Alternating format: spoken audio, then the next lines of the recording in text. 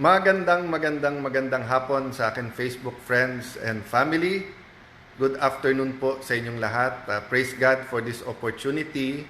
Alam niyo po, ang isang opportunity parate sa Senate ay makapagsalita tungkol sa isang topic na relevant. Pag sinabing relevant ay yung akma, hindi lang sa panahon, pero ramdam ng ating mga kababayan sa kanilang pang-araw-araw na buhay. Napakahirap po magbigay ng SONA. So since 1998 po, nanonood ako ng SONA, whether ako'y opposition or administrasyon, at minsan po, syempre may pagkakataon din na hindi pumunta, pero pinapanood ko pa rin.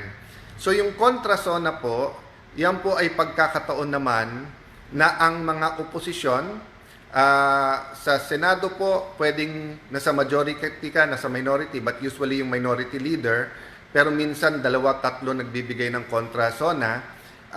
Hindi to kontra in the sense na lahat ng sabihin ng SONA o ng Pangulo ay kokontrahin mo.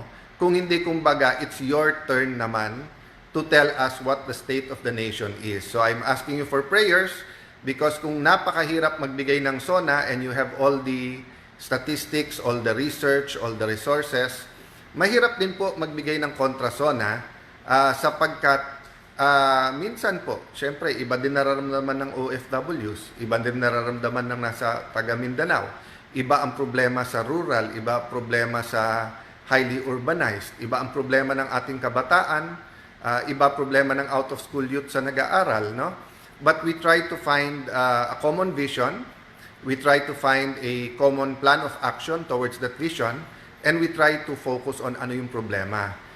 Siyempre nakaka-distract, di ba? Pagka sabay-sabay at marami tayong iniintindi. So, I was just informed na may final si Senator Panfilo Lacson sa Ombudsman. I welcome that because in the same manner that I tell everyone that kailangan ng accountability, same din naman. Ang sabi ko lang naman, sa tamang venue, tamang panahon, and yun nga, para makatutok, kasi malaman natin kung ano talaga accusation. Honestly, nagulat ako na i-compare sa Bulacan kasi napakalayo.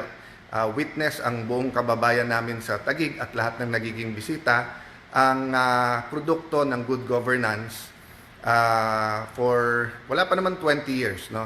2010 till now, and ako 1998 till now bilang congressman.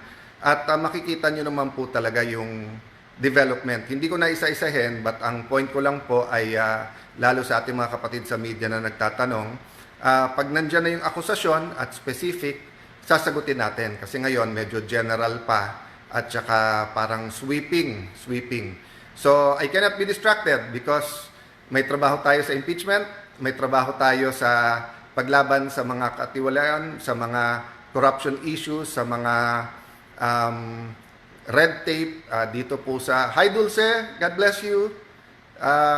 Basalo, Lori, Ami Magatao, Nechki Ku from Singapore, yan, Grace Garcia, thank you po, thank you, Nelson Galeto Laban. Yeah, we will fight po kasi this fight is worth fighting for. But as sabi ko nga po sa inyo, di ba? Hate the sin, love the sinner. Dagdagan ko pa po, love the sinner, hate the sin, destroy the sindikato. Yan.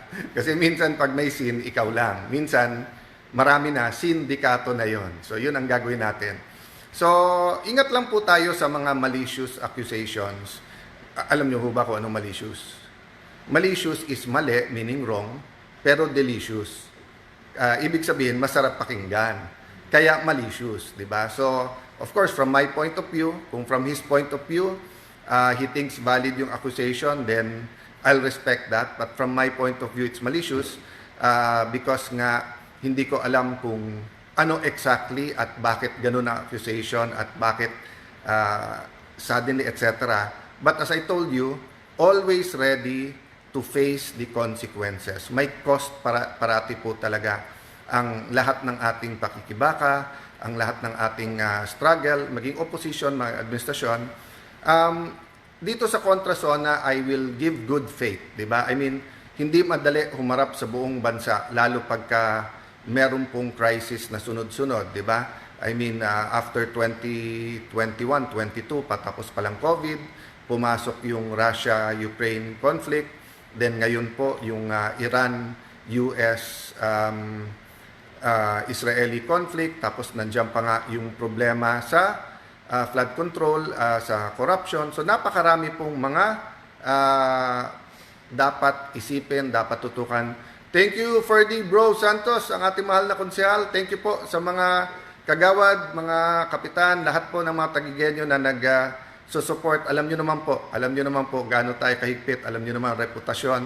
Alam nyo naman kung saan kami may responsibility at wala. But ang point ko po, mga kababayan, the same matter na sinabi kong tutukan nyo itong lahat. Tutukan nyo impeachment, tutukan nyo flood control, tutukan nyo education, tutukan nyo din itong issue na to kasi nga you deserve to know the whole truth, and I believe through the proper process, di ba? Lalabas naman yung buong katotohanan. Jojo de Guzman ng Connect TV Hong Kong, magandang hapon sa inyo. So guys, may final edit pa ako dito sa speech kasi nga pinanood namin magkakasama yesterday. So we had to meet pa after. Thank you sa aking staff. Halos midnight na nauwi. Muna ako umuwi para nga magising na maaga then to finish this. But may meeting pa kami ng minority senators para nga i-analyze din ano yung mga priority bills at paano susuportan, ano yung dapat suportahan, ano dapat yung unahin. God bless you guys. Thank you, and thank you sa prayers lahat, and may all the glory be to God. So guys, maririnig nyo mamaya Jeremiah 29:11, for I know the plans I have for you, plans to prosper you and not to harm you, plans to give you hope and a future. So kung may katabi ka ngayon, sabihin mo sa kanya, maganda plano sa iyo ni Lord. Maganda plano ni Lord sa ating bansa. So kahit anong pagsubok ang ating inaharap, dapat upbeat tayo because God is good all the time. God bless you guys.